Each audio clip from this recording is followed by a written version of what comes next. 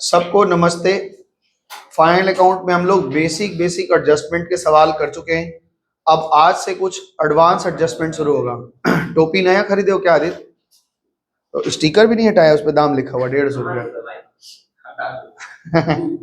चल ठीक है। तो अभी फाइनल अकाउंट में हम लोग होमवर्क कहाँ तक कर चुके थे जरा बताओ? 20 तक, 18 तक हो गया था। 19 हमने होमवर्क में दिया था क्या? अच्छा ठीक है, 19 से आज नया शुरू करेंगे हम लोग। तो पिछले में अगर कोई डाउट्स होगा तो पूछ लो, नहीं तो 19 शुरू करते हैं। आज 19 नंबर सवाल शुरू करेंगे। तो पहले देखते हैं 19 नंबर सवाल में है क्या, पहले पढ़ते हैं और क्या क्या एडजस्टमेंट आपको आता है। अच्छा, पिछले दिन हमने बहुत ज्यादा चर्चा की थी प्रोविजंस को लेकर, तो प्रोविजन बारे में समझ गए थे पूरा पूरा कि एक प्रोविजन फॉर बैड डेट बनता है और एक प्रोविजन फॉर डिस्काउंट्स बनता है। खैर जो भी है, यहाँ पे इन्होंने एक बैलेंस शीट दे रखा है। बैलेंस शीट तो नहीं दिया है, आपका बैलेंस शीट हमें बनाएंगे। यहाँ पे देखो नीचे एडजस्टमेंट पढ़ रहे, ध्यान से सुनो। क्वेश्चन नंबर 19 बना रहे, सुनो। स्टॉक इन हैंड 31 दिसंबर 2012 को 6,500 दिखा रहा है and stock steel in transit 1,500, यानी टोटल स्टॉक मेरे पास कितना हो गया? 8,000 का। 6,500 तो हमारे गोदाम में पड़ा है और 1,500 रुपए का स्टॉक कहाँ है? रास्ते में ट्रांसपोर्ट में कहीं फंसा है। कह रहा है कि आप 5% का प्रोविजन बनाइए डिस्काउंट ऑन क्रेडिटर। ये एक नया चीज आ गया, provision for discount on creditors. अभी तक हम लोग पढ़ के आए थे डेटर्स, लेकिन ये आ गया क्रेडिटर। ठीक है, इसे बनाएंगे, यानी क्रेडिटर में एक एडजस्टमेंट है। कह रहा है a fire occurred in the premises resulted loss of goods worth ₹3,000। हमारे प्रीमाइसेस में, हमारे बिल्डिंग में आग लग गई थी, जिसके कारण से 3,000 का स्टॉक मेरा जल गया। ठीक है ना? एंड लॉस ऑफ मशीनरी 4,000, और आग लगने की वजह से मशीन भी 4,000 का जल गया है। The claim lost with the insurance company, हमने इंश्योरेंस कंपनी को वो दिया, क्लेम लिया, और क्लेम में उन्होंने कुल मिलाकर के 2,500 रुपए का स्टॉक के लिए और 3,000 रुपया मशीन के लिए हमको वो क्लेम दे दिया है। तो अच्छा बात है, ये आग लगने की वजह से लॉस हुआ है। एक लॉस ऑफ स्टॉक भी दिखाया है और एक लॉस ऑफ एसेट्स भी दिखाया है। तो हमें यही इस चैप्टर में, हम इस वाले एक्सरसाइज, इस वाले सवाल में हमें दो नई बात सीखने को मिलेगी। एक तो प्रोविजन ऑन क्रेडिटर्स, है ना? क्रेडिटर्स को जब हम पेमेंट करने जाएंगे तो उनसे हम कुछ डिस्काउंट मांग लेंगे, ऐसा एक प्रोविजन बनाना है। और आग लगने की वजह से मेरा माल जल जाता है तो कैसे ट्रीट करते हैं, और आग लग जाने की वजह से मेरा एसेट्स जल जाता है तो कैसे ट्रीट करते हैं, ये देखना है। तो चलिए शुरू करते हैं। फॉर्मेट एक बार बना लीजिए आप थोड़ा सा। हाँ, फॉर्मेट शुरू कर रहे हैं। सवाल यहाँ पे कह रहा है जनवरी टू दिसंबर तक के मेरे साथ साथ चलेंगे। क्रेडिट बैलेंस पहले दिख रहा है, कैपिटल 38,500 का, लिखो मेरे साथ। कैपिटल दिखा रहा है 38,500 का। इसको ऑलवेज इनर कॉलम में लिखना, क्योंकि इसमें बहुत एडजस्टमेंट होता है, इसलिए इसको ऑलवेज इनर कॉलम में। मेरे पास क्रेडिटर लिखा है, क्रेडिटर में एडजस्टमेंट है, इसलिए अंदर लिखना, क्योंकि इसमें हमें एक प्रोविजन बनाना है। क्रेडिटर्स पे एडजस्टमेंट है, 8,000 रुपए का क्रेडिटर है। पूरा बैठाना तो आपको आता ही है, खाली एडजस्टमेंट सिखाना है। बिल्स पेबल 2,000 का है, तो बिल्स पेबल लिख लीजिए 2,000 का। Bills payable 2,000। अच्छा, ये फाइनल फिगर जाएगा क्योंकि इसमें कोई एडजस्टमेंट नहीं है। इसके बाद ये दिखा रहे हैं सेल्स है मेरे पास 95,000 का, तो यहाँ पे लिखो। आप देख के बताओ रिद्धि, सेल्स में रिटर्न है? सर, 19 के बाद इसमें रिटर्न नहीं दिया। कहाँ बच्चे? अच्छा ठीक है, कोई दिक्कत नहीं है, नहीं है तो आपको ट्रीटमेंट आ गया, बस और बड़ी बात नहीं है। 95,000 का हमारे पास सेल्स है। उसके बाद है एक लोन है हमारे ऊपर 15,000 का, तो हमने ये लोन लिख लिया है, 15,000 का लोन चल रहा है हमारे ऊपर। ऊपर नाम हमने नहीं लिखा है, वो आप माथा में जो लिखना होता है उसका सजा लेना तुम अपना। अब डेबिट बैलेंस आपको दे रहे हैं, डेटर दिख रहे हैं 4,500 का डेटर है, तो डेटर में एडजस्टमेंट कुछ नहीं है इस बार, है डेटर नहीं है, तो डेटर में एडजस्टमेंट नहीं है। 4,500 का हमारे पास डेटर पड़ा है, इसको हमने सीधा आउटर कॉलम में लिखा।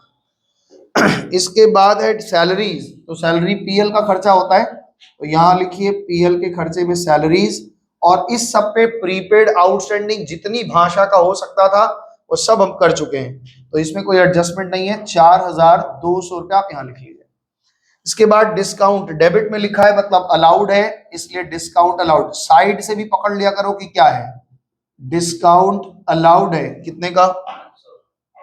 700 रुपए का मेरा डिस्काउंट अलाउड है। उसके बाद पोस्टेज वगैरह हमने कुरियर वगैरह किया होगा, उसका खर्चा है, तो पोस्टेज के ऊपर हमने खर्चा किया 250 रुपए का, वो भी हमने लिख लिया। उसके बाद क्या है, इस तरफ आ जाओ भाई। अब आगे देखो, बैड डेट्स बता रहे हैं। ये जो बैड डेट है ये during the year bad debt है, और ये तो आपको पता ही है कि कोई चीज ट्रायल बैलेंस में आया है, इसका मतलब जर्नल हो चुका है, लेजर हो चुका है, तो उसको फिर से दो जगह ट्रीट करने की आवश्यकता नहीं है। 450 रुपए का हमारे during the year bad debt. Rahul तुमको फाइनल अकाउंट समझ में आ रहा है? हाँ, क्योंकि ये बहुत 11 का पक्का चीज है, अगर ये नहीं करके जाएंगे ना तो फिर 12 बहुत मुश्किल हो जाता है। आगे सुनो, इंटरेस्ट लिखा है 300 रुपए का, लिखो टू इंटरेस्ट। हमने लोन ले रखा है, उसके ऊपर हमारा इंटरेस्ट है कितने का? 300 रुपए का हमने ब्याज भरा है। आगे ये कह रहे हैं इंश्योरेंस के लिए 600 रुपए दिए हैं, ठीक है, टू इंश्योरेंस। आपके पास इंश्योरेंस के नाम पे हमने 600 रुपए दे दिए हैं। इसके बाद हमारे पास एक मशीन पड़ी है 12,000 की, इधर दिखाना।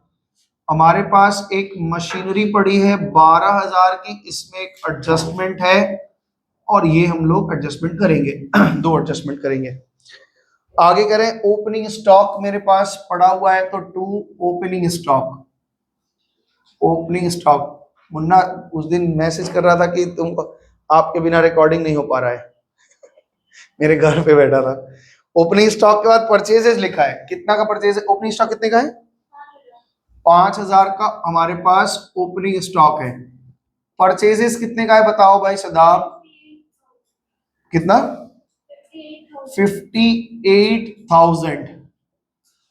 उसके बाद वेज है, डायरेक्ट खर्चा वेज है, इसमें भी कोई एडजस्टमेंट है नहीं, इसलिए इसको डायरेक्ट लिख रहे हैं। तो इस तरह के ये सब चीज पे जितना एडजस्टमेंट हो सकता था वो हमने करवा दिया। 4,500। बिल्डिंग है, लिखो भाई बिल्डिंग कितने का है? बिल्डिंग 18,000 रुपए का, कोई एडजस्टमेंट नहीं है, इसलिए फाइनल फिगर। आगे सुनो, फर्नीचर एंड फिक्सचर, रुक जाओ, फर्नीचर एंड फिक्सचर, फर्नीचर भी इधर ही आएगा। फर्नीचर कितना? 10,000 रुपए का, इसमें भी कोई एडजस्टमेंट नहीं है। फर्नीचर के बाद हमारे पास लैंड है, वो भी इधर ही आएगा। लैंड भी हमारे पास एडजस्टमेंट नहीं है, 40,000 रुपये आ गया। आई होप सारा चीज हमने बिठा लिया, ठीक है। अब एक एक करके हम बात को समझते हैं। इतना दो सबका हो जाए तो बताओ, फिर आगे चलेंगे, क्योंकि ट्रीटमेंट हमें सीखना है। इसको रोक लो थोड़ा देर। अब इन लोगों को थोड़ा एडवांस भी बता रहे हैं, कुछ बातें आपको समझिए। आपको एक कॉन्सेप्ट पढ़ाया गया था, रेवेन्यू रिकॉग्निशन कॉन्सेप्ट, याद है? नहीं, चलो हम बताते हैं, फिर से बताते हैं, याद आ जाएगा दोबारा से। मैं पहले इधर सुनो भाई, अब थोड़ा सा, ठीक है ना।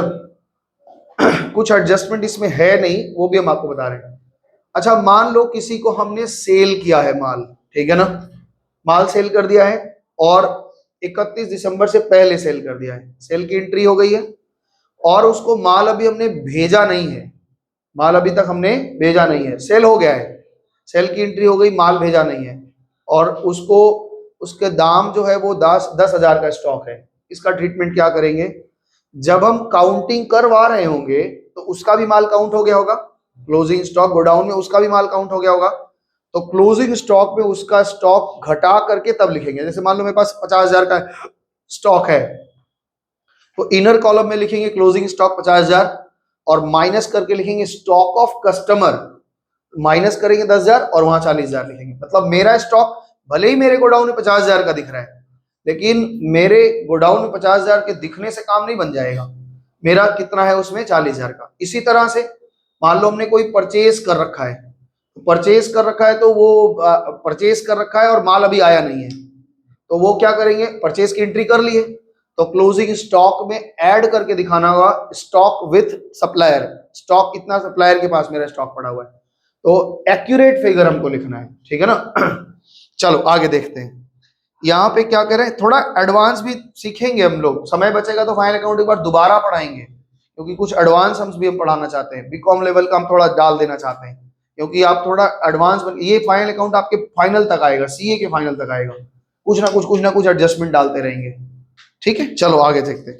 यहाँ पे लिख रहे हैं मेरे पास क्लोजिंग स्टॉक 6,500 का है और इन ट्रांजिट 1,500 का है। तो आइए क्लोजिंग स्टॉक लिखिए आप, यहाँ लिखते हैं by closing stock, by closing stock 6,500 का मेरे गोडाउन में पड़ा है और इन ट्रांजिट यानी ट्रांजिट में यानी वहां पे 1,500 का पड़ा है। तो टोटल कितना हो गया 8,000। और यहां पे भी आप लिखिए क्लोजिंग स्टॉक, क्लोजिंग स्टॉक वो ऐसे भी लिख सकते हो, वैसे भी जैसे आपको मन बने, कोई दिक्कत नहीं है उससे। क्लोजिंग स्टॉक 8,000 का ये हो गया। अच्छा एक चीज देखो, ये कह रहे हैं कि 5% का प्रोविजन बनाइए डिस्काउंट ऑन क्रेडिटर्स पे। अच्छा एक बात बताओ, ध्यान से सोच के बताना, जब हम डेटर, थोड़ा सा इधर रिद्धि देख नहीं पा रहे तो तू थोड़ा खिसक के बैठ जाओ, देख नहीं पा, तू किधर जा। हाँ, अगर हम लोग ये बुलाए थे कि अकाउंटिंग स्टैंडर्ड 29 आपको कहता है कि भविष्य में होने वाले नुकसान को आज ही मान के चलो और उसके लिए पैसा आप अलग कर लो, तब आपका जो प्रॉफिट आएगा वो करेक्ट आएगा। लेकिन अकाउंटिंग स्टैंडर्ड 29 में कहीं भी ऐसा नहीं बोला गया है कि आप भविष्य में होने वाले इनकम को अभी मान के चलिए। यहां पे प्रोविजन जो बनाने के लिए कह रहे हैं, डेटर पे हम क्या मानते थे कि दो तरह का नुकसान हो सकता है, एक तो मेरा पैसा डूब जाएगा और एक डिस्काउंट मांगेंगे, दो प्रोविजन बन रहा था। जिनसे हमने माल खरीदा है, मेरे पास क्रेडिटर है 8,000 का, हम ये कभी नहीं सोच सकते कि हम 2,000 में मार लेंगे, ऐसा कभी नहीं सोच सकते, इलीगल बात तो हम कभी सोच ही नहीं सकते। तो प्रोविजन मेरा, हम क्रेडिटर का पैसा मार लेंगे, ये तो दिमाग में आना ही नहीं चाहिए। लेकिन हाँ एक पॉसिबिलिटीज है कि जब हम पेमेंट करने जाएंगे तो हम कुछ डिस्काउंट मांग लेंगे, तो ये मेरा क्या होगा, मेरा डिस्काउंट रिसीव्ड होगा, ये भविष्य में होने वाला क्या है, इनकम है। और ये कह रहे हैं कि आज इस इनकम को आप अपनी इनकम में जोड़ लीजिए। तो टेक्निकली तो ये गलत है, टेक्निकली तो ऐसा होना ही नहीं चाहिए कभी भी, क्योंकि हम लोग भविष्य में होने वाले नुकसान को सोचते हैं और रियल लाइफ में भी ऐसा ही सोचते हैं। लेकिन हालांकि पब्लिक इस तरह का नहीं सोच पाता, पब्लिक को भाई लगता है कि आज हम 1,00,000-2,00,000 रुपया महीना कमा रहे हैं तो जिंदगी भर लाख दो, उसी के हिसाब से वो प्लानिंग करने लग जाता है कि आज हम 1,00,000 कमा रहे हैं तो मुंगेरी लाल के हसीन सपने देखेगा, कल भी 1,00,000, ऐसे 12 महीना 12,00,000, उसके बाद एक घर खरीद लेंगे, उसके बाद एक नई गाड़ी खरीद लेंगे, और यही सब सपने देख करके वो क्या करता है, ईएमआई पे चीजें खरीद लेता है ना। लेकिन आपको समझदार बनाने के लिए आपको एक कॉन्सेप्ट दिया गया, प्रूडेंस, कि भविष्य में होने वाले इनकम को आप कभी इनकम नहीं मानेंगे और भविष्य में होने वाले लॉस को आप जरूर लॉस मान के, थोड़ा भी शक है तो आप उसको लॉस मान के चलेंगे, ठीक है ना। तो यहाँ पे भविष्य में होने वाला हालांकि नहीं होता है, बार बार बोल रही है, आपने दिमाग में रखिएगा। आप किसी बड़े टीचर से भी पढ़ेंगे, हम तो कुछ नहीं आता हमको, मान लो जिनके पास बड़े क्लास में जब जाएंगे उनके पास भी पढ़ेंगे तो आप यही बात बोलेंगे कि भाई आप वहां पे ये प्रश्न रखना कि क्यों है आप प्रोविजन फॉर डिस्काउंट बना रहे हैं, जबकि AS 29 भी मना करता है और प्रूडेंस कॉन्सेप्ट भी मना करता है। तो टीचर के पास भी मेरे ख्याल से जवाब, हम तो बहुत पूछ लिए नहीं पता पाया कोई, तो ये होता नहीं है, लेकिन सवाल में ऐसा ये डाल देते हैं तो हम कर रहे हैं। अच्छा हम अगर प्रोविजन बनाते हैं नया तो क्या करते हैं, पैसा मांगते हैं, और मांगने के लिए पीएल कहाँ शो करते हैं, और ये तो भविष्य का लॉस होता है इसलिए हम पैसा मांग के रख लेते हैं। और अभी हम क्या सोच रहे हैं कि मेरे क्रेडिटर जो है वो भविष्य में इनकम देंगे, इतना रुपया हमको पे नहीं करेगा, मेरा पैसा बचेगा। तो प्रोविजन बनाने का जनरेटरी क्या बनेगा, provision for discount on creditors account debit to PL, PL में इस बार डालेंगे, यानी इनकम बता रहे हैं, तो ये एकदम उल्टा होता है उसके, समझ में आया। तो यहाँ पे जर्नल एंट्री आप लिख लीजिए, एक जर्नल एंट्री लिखेंगे, प्रोविजन बना रहे हैं, provision for discount on creditors, discount on creditors to profit and loss account, ये आपका एंट्री है। हालांकि ये हमने शायद एडजस्टमेंट में डाला है रिद्धि, ये डाला था हमने, आप एडजस्टमेंट देखना, provision for discount on creditors डाल रखा है क्या, डाला होगा तो देख लेना आगे पीछे है। तो इसका मतलब ये है कि ये जो भविष्य में प्रोविजन का पैसा मांग नहीं रहे हैं, हम पीएल में डाल रहे हैं। तो यहां पे हम सीधे सीधे लिखेंगे by provision for discounts on creditor, PL में हमने इतना पैसा डाला, भविष्य में होने वाला कितना परसेंट बोला था, 5%, तो पीडीसी कितना बनेगा, 400 रुपया। यानी हम ऐसा सोच रहे हैं कि भविष्य में हमें क्रेडिटर को 8,000 नहीं देना पड़ेगा, 7,600 देना पड़ेगा, और ये मेरा 400 रुपया का इनकम बन गया। हो गया, बात समझ पाए इस बात को अच्छे से। तो ये आपको हम जर्नल नोट्स में लिखा दिया, जर्नल आप इसको अपने वर्किंग नोट में लिख लीजिएगा और यहाँ पे लिख लीजिएगा कि AS29 और प्रूडेंस प्रूडेंस जो कॉन्सेप्ट है ये दोनों इसको रेस्ट्रिक्ट करते हैं, रेस्ट्रिक्ट, ठीक है ना। बोले कौन रोक रहा है आपको बनाने से, तो आप बता देना कि AS29 भी मना करता है और प्रूडेंस का कॉन्सेप्ट भी हमको मना करता है। भविष्य में होने वाले इनकम को हम कभी नहीं सोचते, ठीक है, ये हमने लिख दिया है, ध्यान से सुनेगा।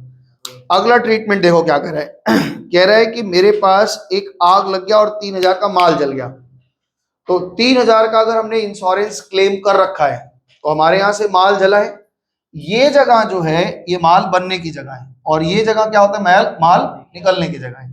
तो ये सेल होता है तो निकलता है, ये सब चीज देखो इसमें सब चीज कॉस्ट पे रहता है, ये भी कॉस्ट पे, ये भी कॉस्ट पे, ये भी कॉस्ट पे, ये भी कॉस्ट पे, केवल ये चीज सेल पे रहता है जिसके कारण से हमें प्रॉफिट दिखता है। हर चीज हमने कॉस्ट पे रखा है और जो चीज सब चीज कॉस्ट पे रखा, केवल सेल को क्या रखा है, सेल पे रखा है या नहीं पे मार्जिन है इसमें, इसीलिए जितना प्रॉफिट होता है वो हमको यहाँ पे दिख जाता है। अगर हम सेल को भी कॉस्ट पे लिख देंगे तो टैली कर जाएगा, कोई प्रॉफिट लॉस नहीं आएगा। बात समझ में आया? इसलिए सेल हमेशा क्या रखता है, कॉस्ट प्लस प्रॉफिट होती है। सारा फिगर देख रहे हो ओपनिंग स्टॉक कॉस्ट पे होता है, आप इसको ध्यान रखेंगे और कैसे हमारा अकाउंट्स काम करता है ये भी ध्यान रखेंगे। ये सब चीज कॉस्ट पे है, इसमें कोई प्रॉफिट नहीं जुड़ा है। ये भी आपका जो बचा होता है ये भी ऑलवेज कॉस्ट पे होता है, केवल ये आपका सेलिंग प्राइस पे होता है जिसके कारण से जो प्रॉफिट होती है वो वहां दिख जाती है। अकाउंट्स कैसे काम कर रहे हैं ये भी समझना है। अब मेरा माल जल गया और माल जो जला है वो 3000 का दिख रहा है, तो ये सेलिंग प्राइस मानेंगे या कॉस्ट प्राइस मानेंगे? अगर दो प्राइस दिया रहे कि इतने का माल था बाजार में इतने में बिक जाता, हम कौन सा लिखेंगे? ऑलवेज कॉस्ट पे, हर चीज कॉस्ट पे लिखेंगे, ठीक है। मान लो बोले कि मेरे पास जो माल जला वो बाजार में 4500 का बिक जाता लेकिन वो है 3000 का, ठीक है ना, तो हम कौन सा प्राइस लिखेंगे, 4, 4.5 या 3? 3, क्योंकि हमारे पास में इंश्योरेंस कंपनी कभी भी प्रॉफिट नहीं देती। ये आप पढ़े चैप्टर आ गया आपका BST वगैरह में या कॉमर्स में, इंश्योरेंस बोलकर चैप्टर आया है, आया इंश्योरेंस, इंश्योरेंस बोल के अलग से चैप्टर नहीं पढ़ाया है, 12 में पढ़ाएगा। तो इंश्योरेंस बोल के एक चैप्टर आएगा उसमें इंश्योरेंस का फीचर्स पढ़ाएगा। तो इंश्योरेंस क्या होता है आपको पता ही है। इंश्योरेंस कंपनी क्या करती है, कहती है आप हमसे इंश्योर्ड करवा लीजिए, कोई दिक्कत तकलीफ होगी तो हम देख लेंगे। तो हमने इंश्योरेंस करवाया था उसके लिए प्रीमियम भरते हैं, देखो इंश्योरेंस प्रीमियम भरा हुआ है 600 रुपए का। अब ये माल जल गया तो हम क्या करेंगे, इस जले हुए माल को एक काले प्लास्टिक में भर के हम क्या करेंगे, रख देंगे और कहेंगे आके अपना ले जाइए, है ना। तो यहां से हम निकालेंगे क्या चीज, यहाँ पे लिखो by goods lost by fire, goods lost by fire, नीचे भी लिख सकते कोई दिक्कत नहीं, मेरे पास जगह था हम यहाँ लिखा। कितने का माल जला, 3000 का। याद रखेंगे ये ऑलवेज किस पे होगा, कॉस्ट पे। ध्यान रखना केवल इसमें सेलिंग प्राइस प्रॉफिट पे होगी, बाकी सब कॉस्ट पे होगा। अगर कोई भी चीज ज्यादा कम वैल्यू पे लिखा हुआ है तो उसको आप करेक्ट वैल्यू कॉस्ट वैल्यू पे लेके आएंगे, ठीक है ना। आगे देखिए, अब कह रहे हैं 3000 का मेरा माल जल गया। एक ही ट्रीटमेंट को अच्छे से समझो फिर दूसरा बताएं। अब ये जब हमने माल जला तो इसका हमने क्लेम किया, काले प्लास्टिक में भर के रख दिया, इंश्योरेंस कंपनी ले गया और इंश्योरेंस कंपनी कह रहे हैं कि हम आपको 2500 रुपया देंगे। या तो कह दे कि दे दिया या तो कह रहा है देंगे, ठीक है ना, चेक अभी तक आया नहीं है। तो 2500 रुपया आएगा तो बताओ ये 2500 का चेक हमने मिलना है, यानी मेरे लिए इंश्योरेंस कंपनी एक डेटर बन गया। कितने का, 2500 का, और अभी मिला नहीं है तो बैलेंस शीट में ये एक मेरे पास एसेट्स की तरह दिखेगा।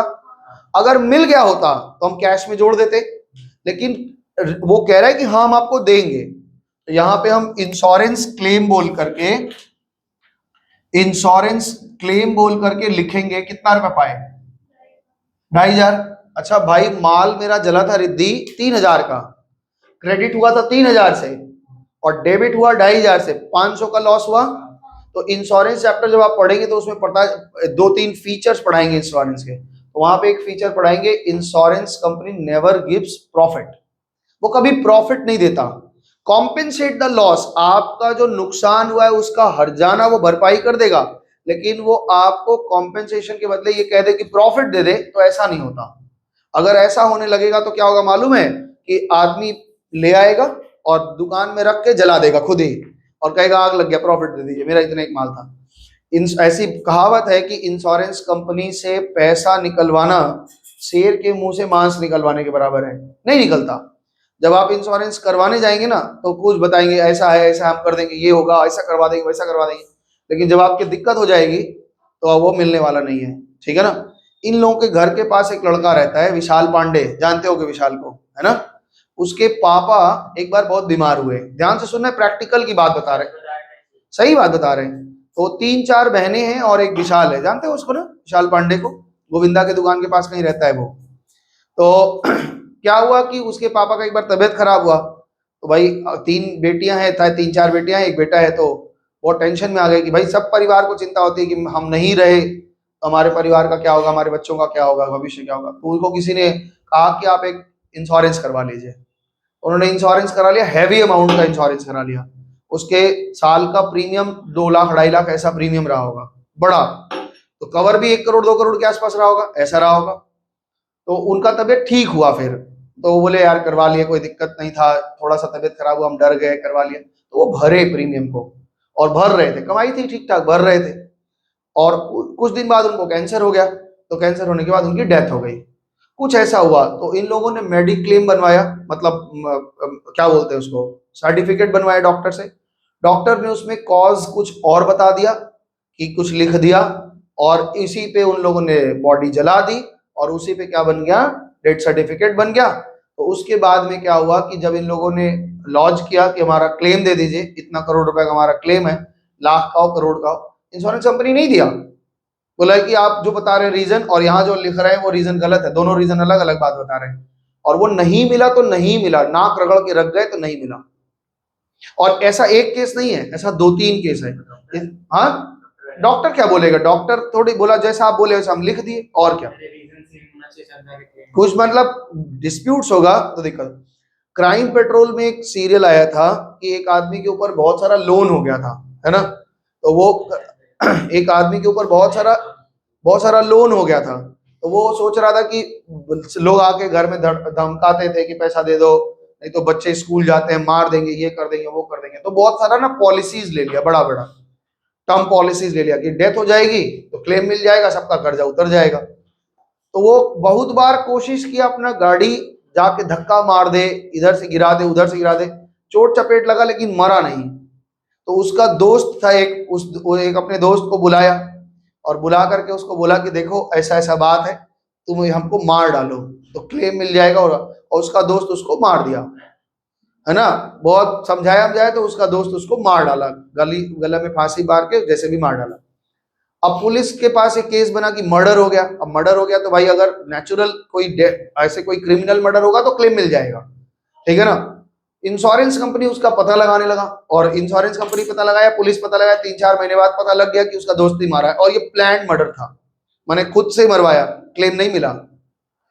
तो याद रखना। अच्छा, ज्यादा बात ये छोड़ दो, मेरे साथ जो हुआ है वो बता दे रहे हैं। हम एक फोन खरीदे, तो फोन में अब नया एक फंडा आ गया है कि आप स्क्रीन का इंश्योरेंस करा लीजिए, गिर पड़ जाएगा तो हम रिप्लेस कर देंगे, ठीक है ना।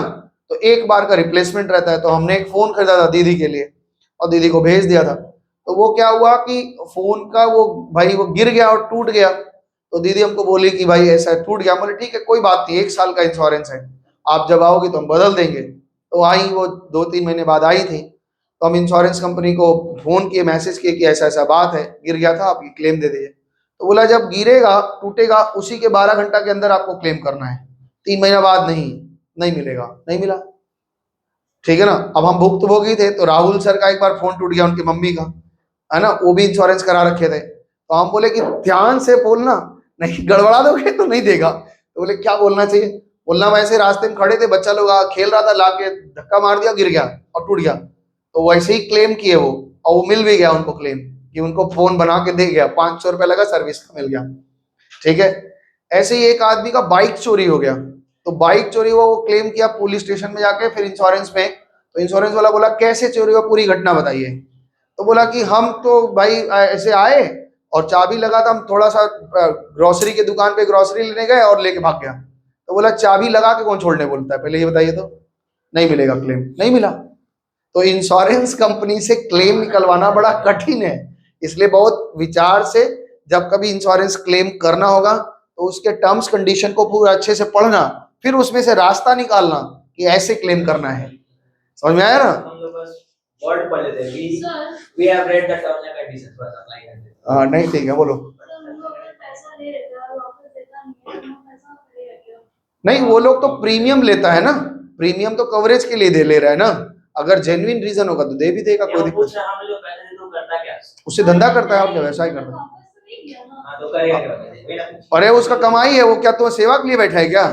वही तो उसकी कमाई है, क्लेम कर देगा तो लॉस हो जाएगा, क्लेम बचा लेना उसके लिए जो ऑफिसर्स लगाते हैं। तो वो हमारे यहाँ केस भी ऐसे ही हुआ, माल 3000 का जला, क्लेम 2500 का पाया, 500 का नुकसान हुआ, ये 500 का मेरा नेट नुकसान है, इसको हम पीएल में दिखाते हैं, यहाँ पे लिखेंगे to loss not covered, loss not covered, ठीक है, कितने का लॉस कवर नहीं हुआ, या फिर यहाँ पे loss by fire not covered ऐसे लिखेंगे आप अपने लॉस, या फिर लॉस एबनॉर्मल लॉस लिख के लिखो, abnormal loss not covered.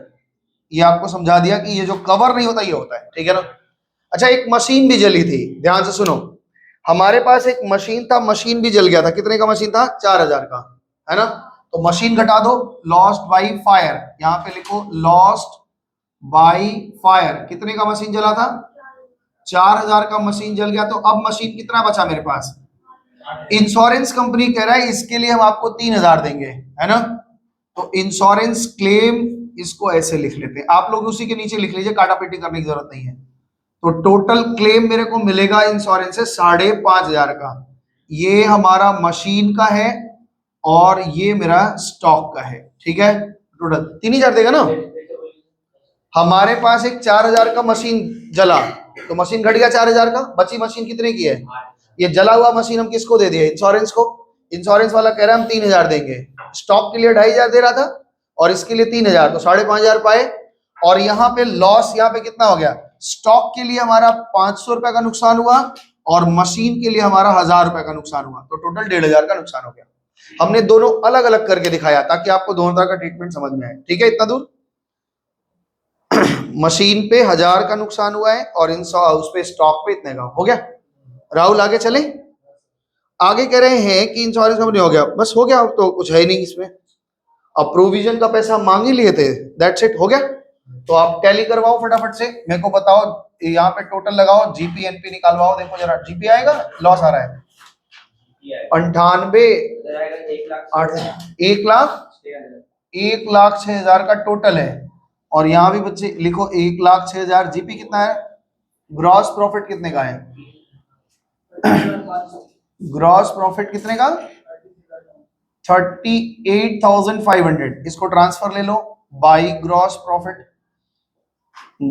Profit BD 38,500, total लगा दो बच्चे, कितने का आ रहा है बताओ, नेट प्रॉफिट बताओ, नेट प्रॉफिट आंसर देख के नहीं बताना, हाँ 30,900 आंसर आ गया।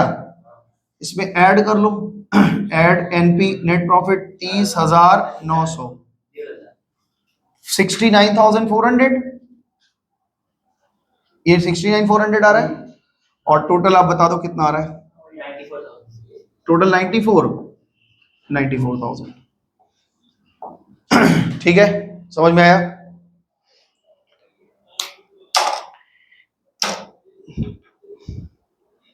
इसको कॉपी कर लो अगर फोटो लेना है। अब भाई जिसको फोटो वोटो मांगना है यहीं ट्रांसफर कर लिया करो। देखो 20 नंबर में कुछ भी नया नहीं है, सेम क्वेश्चन है, हम एडजस्टमेंट पढ़ दे रहे हैं, कोई नई एडजस्टमेंट आएगी तो बताते हैं।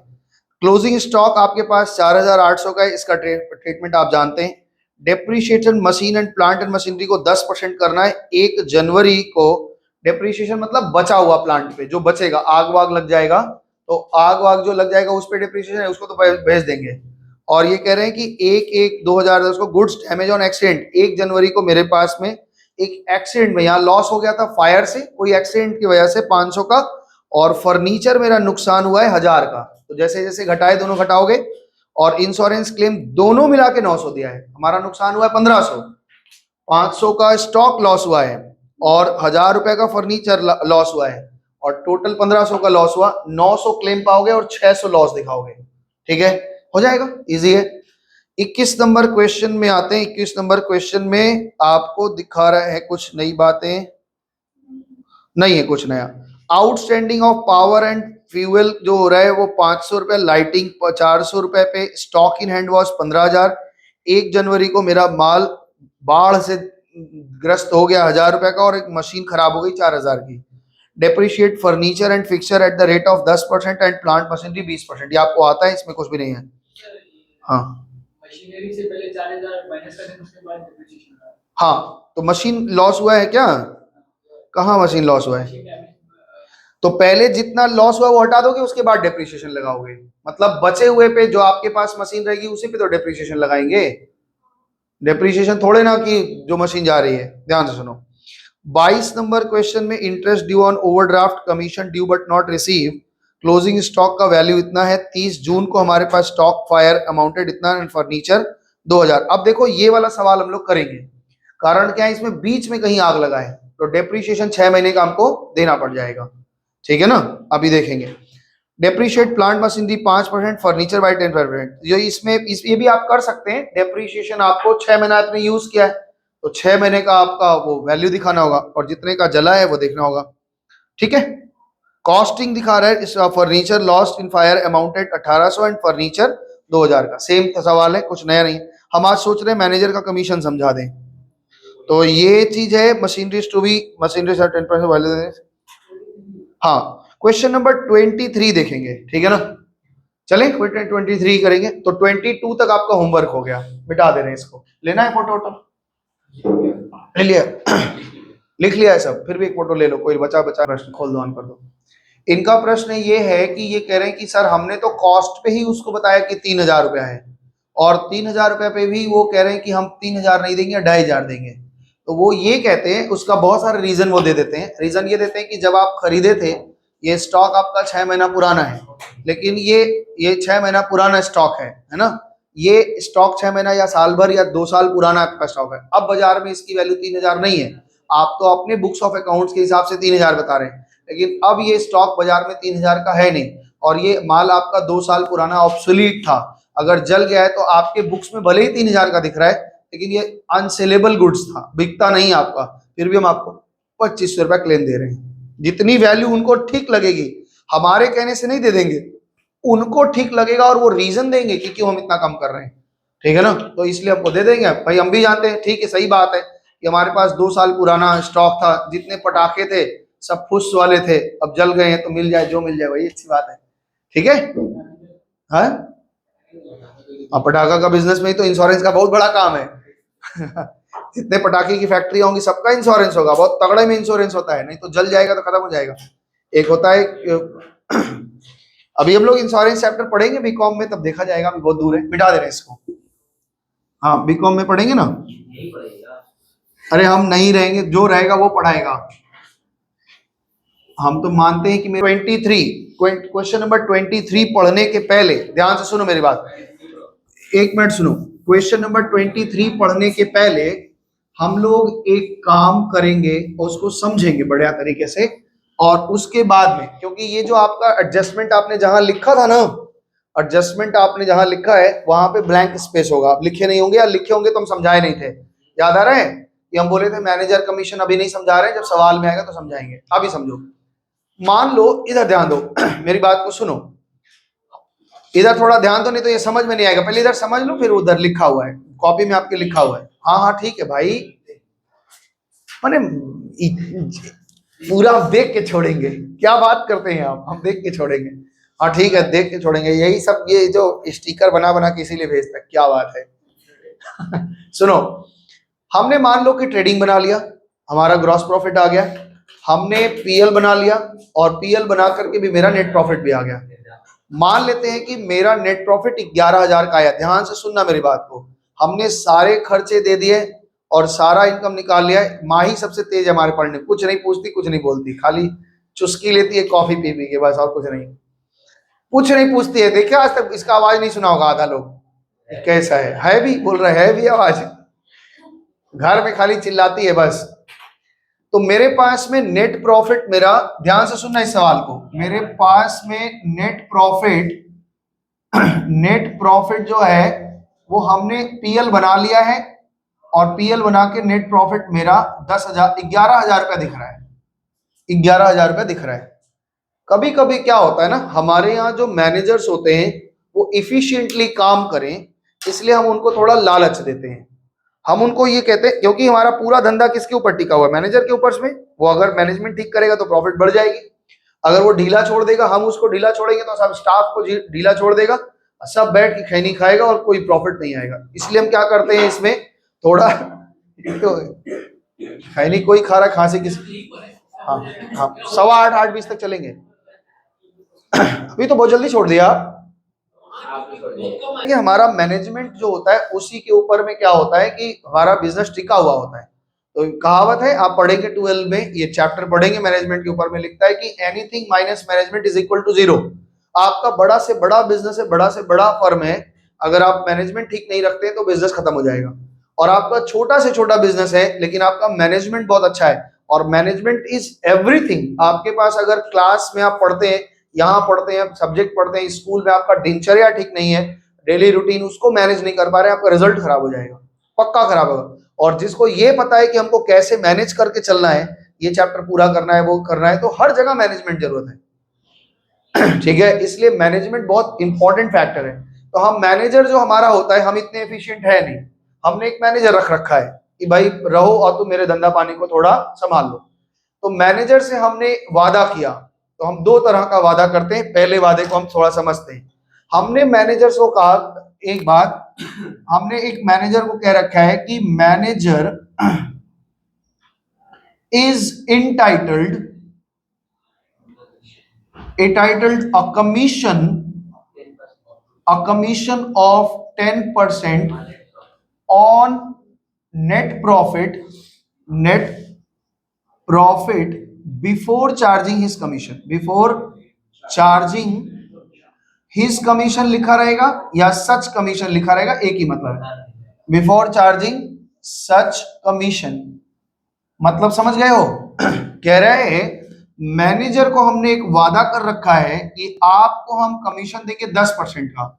कमीशन कितना दिया जाएगा? 10% ऑन द नेट प्रॉफिट। किस पे? नेट प्रॉफिट पे, ठीक है ना। और ये नेट प्रॉफिट कौन सा होगा?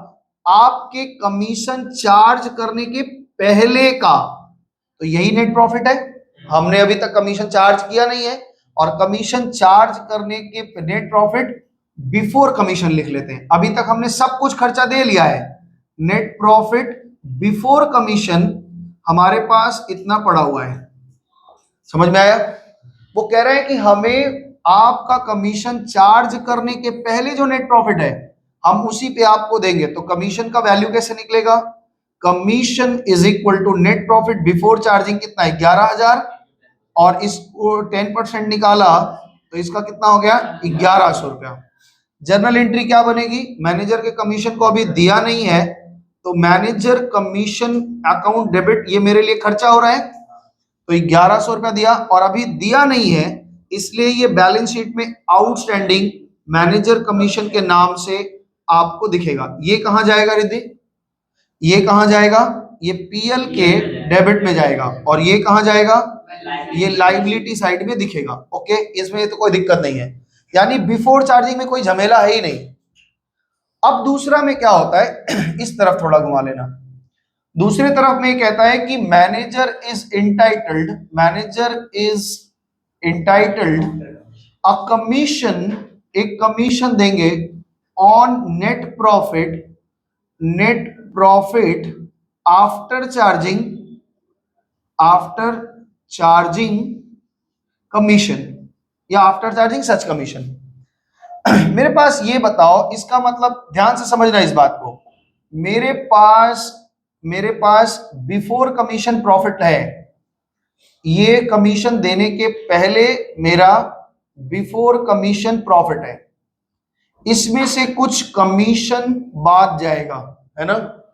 उसके बाद जो आएगा ये आफ्टर कमीशन प्रॉफिट होगा। ये प्रॉफिट बता रहे हैं, आफ्टर कमीशन प्रॉफिट होगा, ठीक है। यहां कुछ वैल्यू आएगा।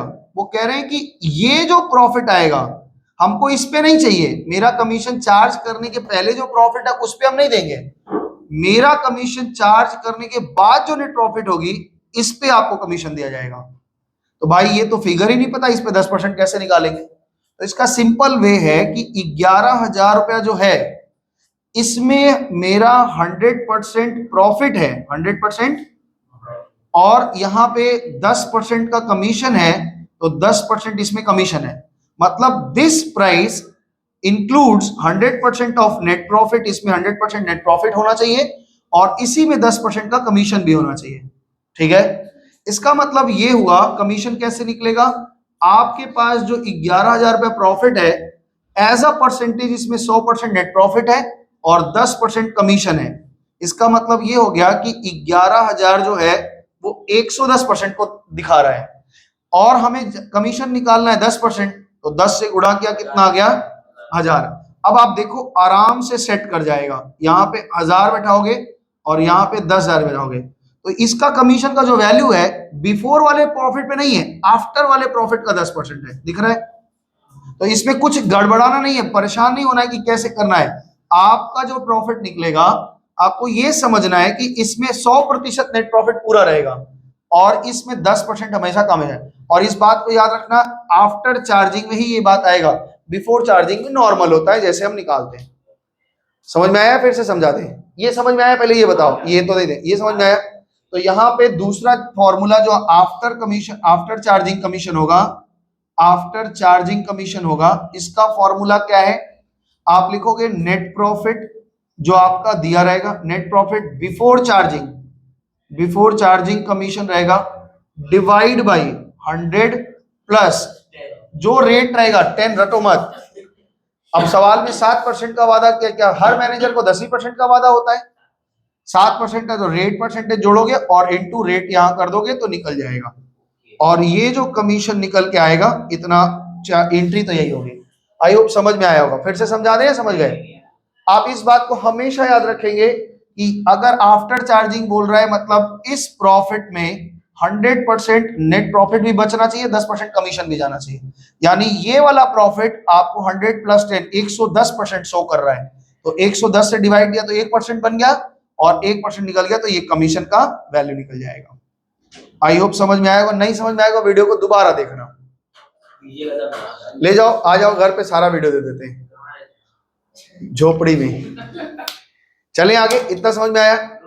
अब ये कमीशन अगर समझ में आ गया है तो इसके ऊपर सवाल हम लोग बनाएंगे। आप इसको अच्छे से, बिफोर चार्जिंग में हम सीधा सीधा कैलकुलेट कर देते हैं, आफ्टर चार्जिंग में हमें क्या करना पड़ता है, ये बात ध्यान में रखनी पड़ती है कि कहीं उसमें नेट प्रॉफिट भी है 100%, भाई इसको खोलना जरा हर्ष, और उसमें प्रॉफिट भी होता है। कितना नंबर सवाल था ये?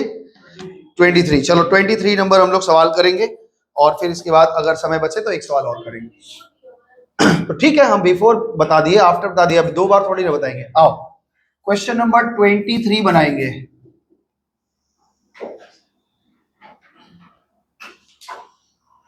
चल जाएगा। इन्होंने लिखा है कि स्टॉक इन हैंड मेरे पास में 33,500। अच्छा, स्टॉक के बारे में आपको बताया गया था कि अगर 2 प्राइस रहेगा स्टॉक में तो हम छोटे वाले को लेते हैं, और कारण बता दिए थे कि अगर स्टॉक को हम अगर बड़ा ले लेते हैं तो हमारा प्रॉफिट बढ़ा जाएगा और हमारा टैक्स, ये बताया था ना चार्टेड वालों के पास में ये निंजा टेक्निक होता है कि भाई ये अपने स्टॉक को घटा बढ़ा देते हैं, फेक दिखा देते कभी कभी। अच्छा, स्टॉक इन हैंड मेरे पास 31 दिसंबर को इतना दिया है, machine is to be depreciated 10%, patent को 10% पे 20% पे, salary are paid for 10 month यानी 2 महीने का बाकी है, और wages are paid as 3 month in advance, 3 महीने का प्रीपेड है। आगे कह रहा है इंश्योरेंस इंक्लूड प्रीमियम 700 रुपये और 2013 का है, एडवांस कमीशन अमाउंटेड, ठीक है, इसमें प्रीपेड एडवांस लेकर के लास्ट में दिखा है net profit before charging commission दिया है, ठीक है ना? तो बिफोर चार्जिंग भी बता देंगे, आफ्टर चार्जिंग भी इसी में देख लेंगे। चलो शुरू करते हैं, आओ चलो दे। सबसे पहले इन्होंने लिखा ड्राइंग, आओ बताते हैं। ये रहा आपका कैपिटल, बैठाओ भाई, कैपिटल में क्वेश्चन नंबर, कैपिटल नहीं पता, ड्राइंग पता चल गया है, तो ड्राइंग कितने का है बताओ? 7,400 रुपए का ड्राइंग है, ये माइनस होगा। उसके बाद आपके पास लिखा है पेटेंट, पेटेंट आपका एक इनटेंजिबल एसेट है, इस पे एडजस्टमेंट है इसलिए यहां लिखेंगे। पेटेंट कितने का है बताओ? 5,000, इसमें 20% का एडजस्टमेंट जाएगा, अमोर्टाइजेशन होगा, वो देखेंगे। आगे ये लिख रहे हैं परचेजेस, मेरे पास परचेजेस है, इधर लिखो आप ओपनिंग स्टॉक होगा आपका, और इसके नीचे आप लिखेंगे परचेजेस। आराम से लिखो, कोई आइटम नया नहीं आएगा। अब आपको सब समझ में आ गया है। परचेजेस 42,000 का, रिटर्न तो नहीं है इसमें, देख लो, हाँ है। तो 42,000 का आपका परचेज है, इसमें कुछ रिटर्न जाएगा, ठीक है। आगे आ जाइए नीचे, रिटर्न इनवर्ड यानी सेल्स का रिटर्न दिया है 1300, तो यहाँ पे पहले आप लिखेंगे बाई सेल्स, और इसमें रिटर्न आया है कितने का, 1300 का रिटर्न आया है। सेल से 1300 रुपया माइनस होगा, ठीक है। इसके बाद वेज लिखा है, वेज मेरा डायरेक्ट खर्चा होता है, इसमें एडजस्टमेंट है वेजेस में, कितने का, 15,000 रुपया, तो 15,000 रुपया वेज है। लिखेंगे, अभी आएगा तो। पावर एंड फ्यूल मेरे पास 4,000 का है, तो लिखो fuel and power. Fuel and power कितने का, फ्यूल एंड पावर हमने यूज किया 4,500 का, 4,400 है ना, 4,400 का। कैरेज ऑन सेल, ये पीएल का खर्चा है, यानी कैरेज आउटवर्ड बोलते हैं इसको, कैरेज आउटवर्ड कितने का, 5,200 रुपए। नेक्स्ट क्या है आपके पास में, कैरेज ऑन परचेजेस है, ये इनवर्ड होता है, इसको यहां लिखते हैं, कैरेज और कैरेज, हाँ, कैरेज इनवर्ड लिख लो, कितने का है बताओ भाई, 2,800 का। मयंक बना रहे हो सवाल, साथ साथ बनाओ, ठीक है, प्रैक्टिस करना है हम लोगों को। ओपनिंग स्टॉक मेरे पास 6,500 रुपए का लिखा हुआ है, 6,500। अच्छा, फिर इसके बाद में फ्री होल्ड लैंड है, इधर आओ भाई, लैंड हमारे पास फ्री होल्ड में पड़ा हुआ है, कितना है, इसमें एडजस्टमेंट है, तो 30,000 रुपए इधर आ जाएगा। उसके बाद लैंड के बाद में क्या है, मशीनरी है, मशीन में एडजस्टमेंट है ना, तो मशीनरी में एडजस्टमेंट है, कितने का मशीन है, बोलो, मशीन कितने का है, 20,000 का मशीन है, और इसमें डेप्रीशिएशन है, ठीक है ना। इसके बाद आपके पास मशीन के बाद क्या है, सैलरीज, ये पीएल का खर्चा है, और सैलरी में एडजस्टमेंट है, सैलरीज में एडजस्टमेंट है, हमको याद है कितने का सैलरी है, 20,000, और इसमें एडजस्टमेंट है, इसलिए इसको इनर कॉलम में लिख रहे हैं। इसके बाद गुडविल है, गुडविल कहाँ जाएगा बताओ तो, कौन सा अकाउंटिंग स्टैंडर्ड है, भूल जाते हो क्या भाई, इंटेंजिबल, अरे हम इतनी बार बता चुके, बोलते याद देखिए, AS 26 है, कितने का है, तो फर्जी तो पढ़ चुका है पूरा। AS 26 कितना है बताओ, अरे ये वैल्यू बता गुडविल का, दुष्ट, 14,000। ये याद रखना, एक चीज याद रखना, गुडविल दो तरह का होता है, एक तो होता है, एक गुडविल हम खरीद लेते हैं, किसी का बना बनाया नाम है, हम खरीद लेते हैं, और ये 12 में टॉपिक आएगा, पहला ही टॉपिक तुम लोग का ये 12 शुरुआत यहीं से होगी। तो गुडविल एक होता है परचेज गुडविल, एक होता है सेल्फ एक्वायर्ड, हमने बनाया है, तो सेल्फ एक्वायर्ड हम कभी नहीं दिखाते, यहाँ पे आप ध्यान में रखेंगे इसको, बात को, ये परचेज गुडविल है, यानी हमने किसी से खरीदा है, एसेट्स की तरह है, किसी का नाम है और इसीलिए हमने खरीद लिया है। अगर हमने खुद बनाया होता तो हम कभी दिखाते ही नहीं है, क्योंकि नियम ही 26 ही कहता है कि हम लोग नहीं दिखाते। प्लांट मशीनरी किस में आता है बताओ, लैंड प्लांट मशीनरी कौन सा अकाउंटिंग स्टैंडर्ड है, पढ़ चुके हो, डेप्रिसिएशन अभी भी अगर नहीं बताया तो पिटाई खा जाएगा। प्रॉपर्टी प्लांट एंड इक्विपमेंट कौन सा अकाउंटिंग स्टैंडर्ड है, बता रहा है पीछे से, तुम क्यों भूल जा रहा है तुम लोग, तो इसको याद कर डालो, आपको कम से कम जितना चैप्टर आपके आ चुका है उतना तो कॉन्सेप्ट में रहे, ठीक है। परीक्षा तुम लोग परीक्षा के लिए पढ़ाई करते हो, हम भूल जाते बार बार। जनरल एक्सपेंसेस लिखो, तो जनरल एक्सपेंस हमारे पास, जनरल एक्सपेंसेस एग्जाम के लिए पढ़ाई नहीं होती है, अगर अभी आप एग्जाम के लिए पढ़ रहे हैं मतलब आपके लिए अभी बचपना है, अभी बहुत। 6,700 ये हम सोचते हैं मेरे पास पढ़ेगा तो एग्जाम के लिए नहीं पढ़ा, एग्जाम के लिए पढ़ाना होता तो हम इतना डिटेल में क्यों पढ़ाते, कोई अकाउंटिंग स्टैंडर्ड जानता ही नहीं होगा तुम्हारे क्लास में। हाँ, एग्जाम के लिए कौन पढ़ता है। इंश्योरेंस में कुछ है क्या, 1,700 रुपए इनर कॉलम में लिखो, उसके डेटर में 15,000 लिखो, डेटर में एडजस्टमेंट नहीं है शायद, है तो 15,000 फाइनल फिगर लिखो आप। बदनाम करते हैं ऐसे लोग। इंटरेस्ट 1,000 रुपया, तो इंटरेस्ट में कुछ है क्या? अब बकवासबाजी मत करो तो हमको हंसी आ रहा है, फिर वीडियो में सब सोच रहे क्यों हंस रहे हैं सर। चलो आगे देखते हैं, इधर आ जाओ क्रेडिट में। क्रेडिट में हमारे पास सेल दिया है 87,100, 87,100। फिर इसके बाद में रिटर्न आउटवर्ड दिया है 1,500 रुपए का, तो भाई साहब रिटर्न हो गया ये 1,500 रुपए का। ए तुम बहुत बात करते रिद्धि, हम इरिटेट हो जाते हैं। कैपिटल 92,000। एक दिन राहुल को बुला लोगी घर पे, ठीक है, और आराम से बैठ के जितना चुगली करना होगा पूरी दुनिया कर लेगी। क्रेडिटर 7,600 का, क्रेडिटर है 7,600 का, इसमें कोई एडजस्टमेंट नहीं है। इसके बाद है आपके पास कमीशन 1,800 का, ये कमीशन में था शायद कुछ, बाई कमीशन बता रहे भैया, बता रहे बाई कमीशन में कितना दिया हुआ है? कमीशन में 1,800, इसमें एडजस्टमेंट है। सेल्स टैक्स बुरा बोलो मेरा क्या है? एक खर्चा है, हाँ, तो ये दिया हुआ है तो यहां लिखो सेल्स टैक्स। सेल्स टैक्स कितने का सेल्स टैक्स है? 1,500 ले रहे हैं, 1,500 रुपए का। इसके ऊपर लोन है 6,500 का, लिख लो भाई, यहाँ लोन लिख लो, लोन लिख लो 6,500 का। हो गया, सब खुश हो गई? चलो आगे बढ़ो।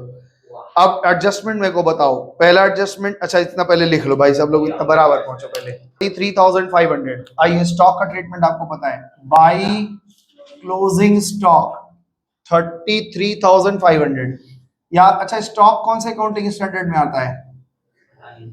अरे भाई आप भूलते जा रहे हैं, ये बहुत पिटाई खा जाएगी आप। AS2 है, हाँ तो लिखने की बात तो 2 बोल ही देगा।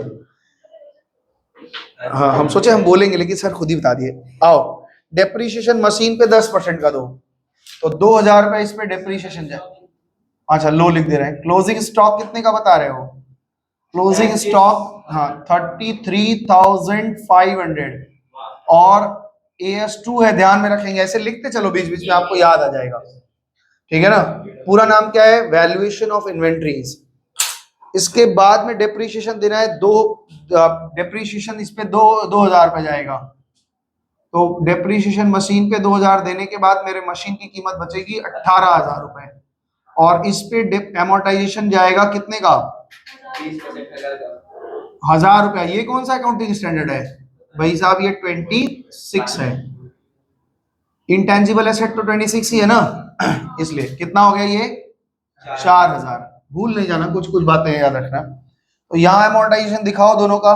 टू डेप ऑन मशीन कितने का दिखा रहे हो भाई? मशीन पे 2,000, और टू एमोर्टाइजेशन दिखाओ, एमोर्टाइजेशन ऑन पेटेंट कितना? 1,000। ठीक है आगे चलते हैं।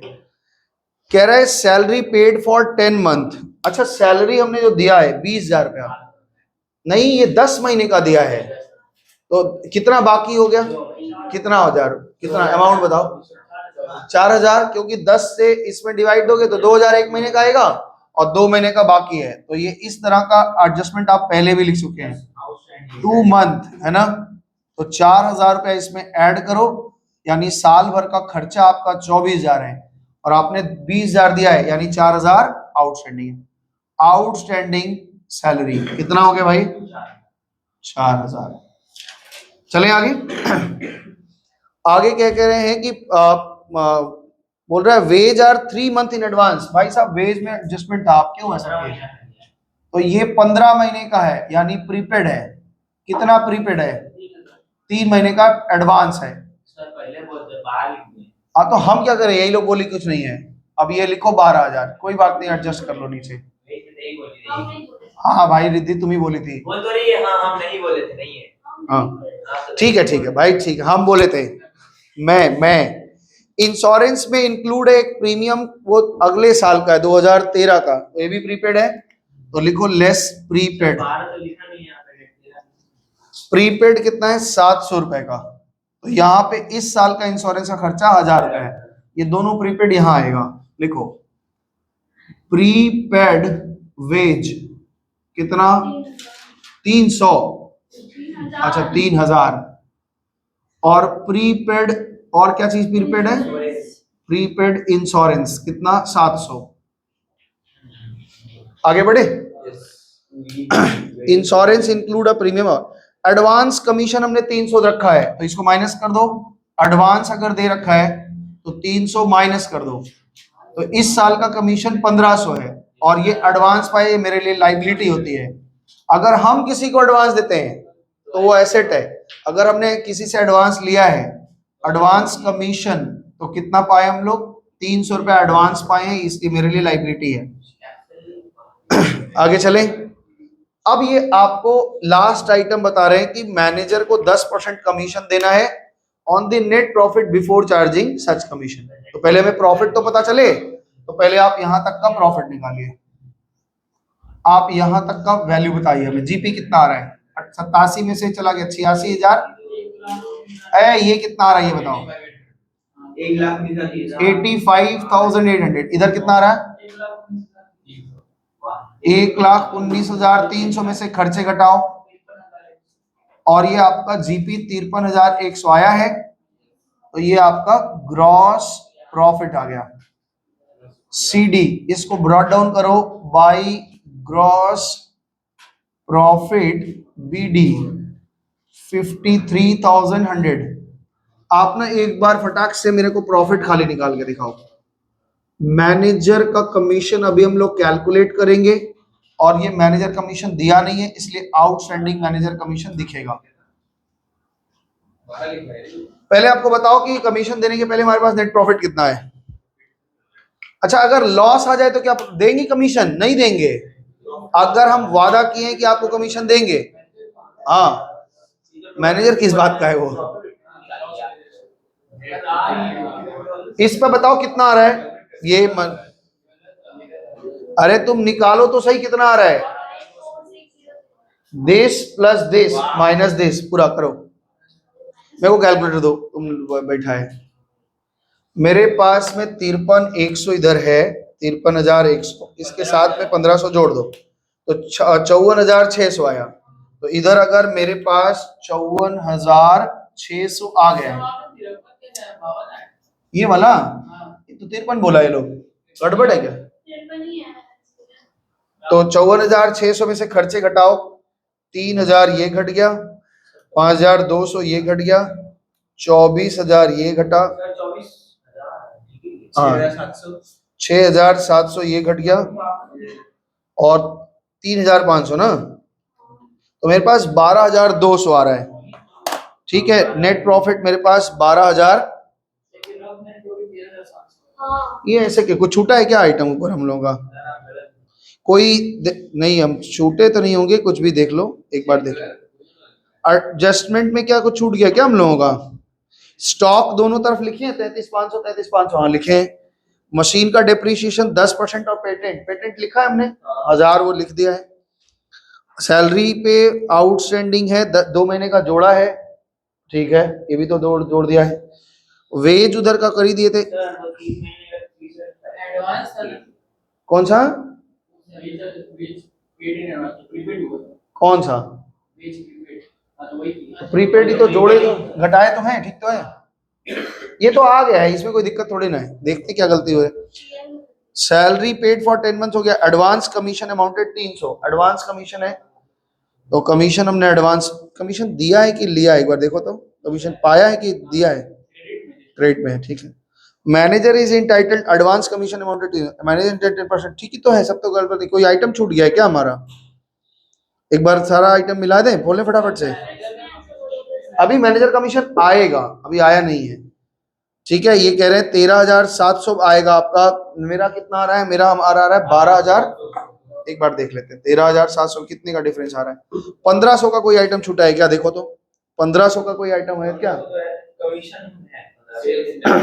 सेल्स टैक्स, सेल्स टैक्स ये खर्चा में दिखाया है। ये ना हम तो दूसरे तरह से सोच के समझे, लेकिन ये ऐसे नहीं होगा। अभी तो ये जीएसटी की तरह होता है ना, ये मेरा खर्चा नहीं है, ये सेल्स टैक्स ऐसा होता है। सॉरी, हमसे गलती हुई, हम ध्यान नहीं दिए, हल्के में ले लिया इसको। ये सेल्स टैक्स जो है ना, ये ऐसा है कि हम जब माल बेचे होंगे, जीएसटी की तरह है।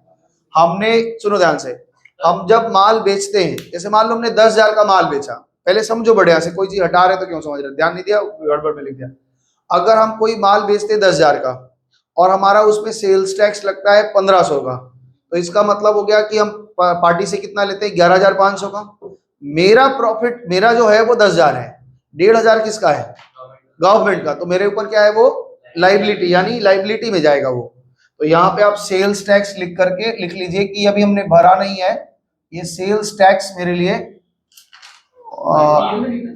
हाँ, पीएल में क्यों दिखाए, पीएल में तो खर्चा के, ये डेबिट में दिखाए। सेल्स टैक्स मेरे ऊपर एक तरह का लाइबिलिटी है। नहीं, सेल्स टैक्स हमने पे किया है ना, तो सेल्स टैक्स तो मेरे इसी में आना चाहिए यार, क्यों नहीं आएगा। हाँ, तो यहाँ सेल्स टैक्स ऊपर देखो डेबिट में लिखा हुआ है, क्रेडिट में लिखा है, क्रेडिट में, हाँ ठीक है, तब गलती कर दिए थे हम, यहाँ ध्यान नहीं दिए थे, सॉरी। सेल्स टैक्स मेरे ऊपर एक लाइबिलिटी है, कितने का, 1,500 रुपए का। याद रखना, ये लाइबिलिटी, लाइबिलिटी फॉर गवर्नमेंट, ये गवर्नमेंट को हमें चुकाना है। हमने पता नहीं क्यों डेबिट में लिख दिया, पता नहीं दिमाग कहीं और चल रहा होगा पागल जैसा। चलो ठीक है, अब मिल गया आपका। तो ये आपका नेट प्रॉफिट कितना आया बताओ। अब ध्यान से सुनो, मेरे पास, ध्यान से सुनो, मेरा कमीशन कितना निकलेगा। मेरे पास कमीशन चार्ज करने के पहले 13,700 है, और मैनेजर को इंटाइटल्ड कहा गया है कि आपको कमीशन दिया जाएगा आपके कमीशन चार्ज करने के पहले जो प्रॉफिट है, यानी यही प्रॉफिट है, इसी पे कितना परसेंट देना है, 10% देना है। तो 1,370 रुपए जाएगा। तो आप 1,370 रुपया दिए नहीं है, इसलिए लाइबिलिटी के तौर पे लिखिए, और वहां पे खर्चे के तौर पे लिखो। तो टू मैनेजर कमीशन यहाँ पे दिखाना जरा 1,370, और मेरे पास में अब नेट प्रॉफिट कितने का आ रहा है, 12,320, 30, 12,330। अब इसको आप नेट प्रॉफिट जोड़ लो, आपका आंसर आ जाएगा 12,330। फाइनल फिगर बताओ कितना आ रहा है।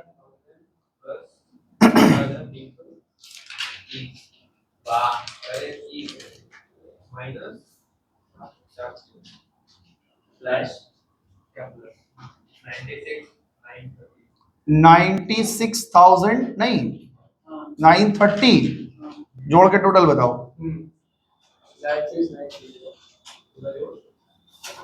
टोटल बताओ हर्ष, कितना आ रहा है, 1,18,200। इधर का भी टोटल लगाओ। नहीं, एक ही नहीं, हमेशा ये गलती कभी नहीं करना, ये हमेशा कर क्या ना, इस चीज में हम लोग गलती कर गए, हमसे गलती हुआ, पता नहीं कहाँ दिमाग था, हम सेल टैक्स को वहां लिख दिए थे। तो ये ध्यान से देखो, ये सेल्स टैक्स आपका लाइबिलिटी फॉर गवर्नमेंट है, गवर्नमेंट को हम देंगे, मेरा पैसा नहीं है, हम, मेरा खर्चा नहीं। और एक तो लॉजिक नहीं बनता, क्रेडिट में था, हम डेबिट में लिख दिए थे, तुम पकड़े नहीं। आ गया। तो होमवर्क में आपको कुछ दिया जाए, हाँ पिट देंगे अब हम, एक और दे देते, मैनेजर कमीशन वाला एक तो ले लो, एक क्वेश्चन खाली आप ले लीजिए, 24 नंबर और ले लो, बस 24 तक बना लो। उसके बाद अगले दिन कुछ एडवांस एडजस्टमेंट अभी हम बताएंगे, ठीक है। अगले दिन आपका ना मोटा मोटा हम लोग अच्छे तरफ पहुंच जाएंगे, और उसके बाद वाले दिन तक हम लोग सोचते हैं, मतलब 3 क्लास में आपका फाइनल अकाउंट और खत्म हो जाएगा। हाँ 24 में, हाँ तो लग ही गया, हम लोग कब का शुरू किए हैं, आज 8वां क्लास है, 1 महीना हो गया। हाँ तो 1.5 महीना बोले थे, 2 महीने नहीं। अच्छा ठीक है, इतना दूर तक करना, आज के लिए इतना ही रखते हैं, फिर आगे चर्चा चलेगी। तब तक के लिए धन्यवाद, बाय बाय, नमस्ते, टाटा।